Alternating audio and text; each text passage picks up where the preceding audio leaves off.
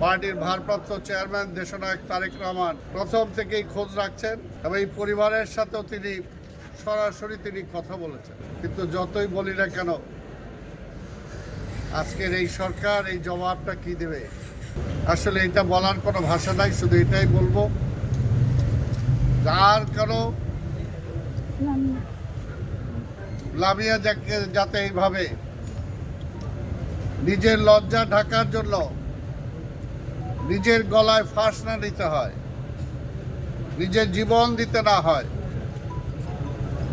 সেটা অন্তত এই সরকার যে কদিন আছে সেটা নিশ্চিত করুক।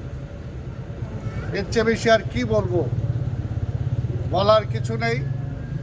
আর যদি তারা এইটুকু দায়িত্ব পালন না করতে পারে, তাহলে অবশ্যই আমরা বলবো যে দ্রুত একটা নির্বাচন দিয়ে একটা নির্বাচিত সরকারের কাছে দায়িত্বটা ছেড়ে দেবে।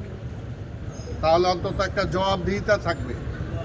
আজকে এই সরকারের তো কোনো জবাবদিহিতা নেই।